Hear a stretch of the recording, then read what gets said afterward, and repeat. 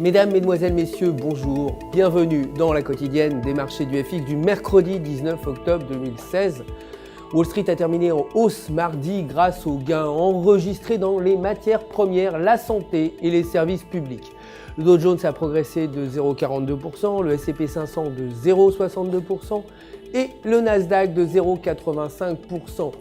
Le cours des actions de Google a également progressé de 1,96%, clôturant à 795,16 $ l'action.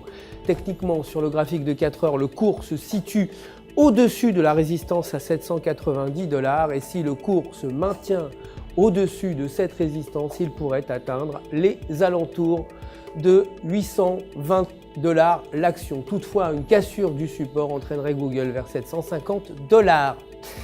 Le dollar américain, justement, s'est déprécié face à la plupart des grandes devises. La précédente conjoncture défavorable continue de peser auprès des investisseurs qui attendent la publication du rapport sur l'inflation américaine prévue plus tard dans la journée. Aujourd'hui, les permis de construire sont attendus à 1,17 million contre 1,14 million. Du côté des matières premières, le cours de l'or a clôturé en hausse à 1262 $ et le pétrole brut a terminé à 51,12 $. Les investisseurs suivant de près les réunions de l'OPEP qui programme une réduction de la production de pétrole.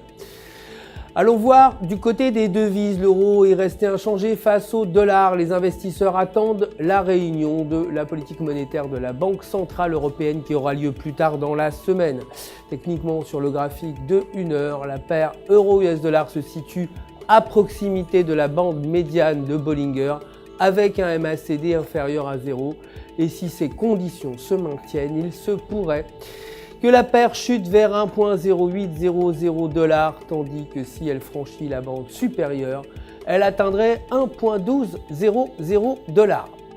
La livre sterling, quant à elle, s'est appréciée face au dollar après la publication de chiffres montrant qu'en septembre, le coût de la vie au Royaume-Uni avait progressé à son taux le plus élevé en 22 mois. Cette situation survient après l'effondrement de la livre sterling après le vote en faveur du Brexit. Techniquement, toujours sur le graphique de 1 heure, le câble se situe sous la résistance à 1,2330 $. Et s'il maintient ce niveau, il pourrait chuter vers 1,2000 $, tandis que si le câble franchit la résistance, il pourrait atteindre 1,2500 $.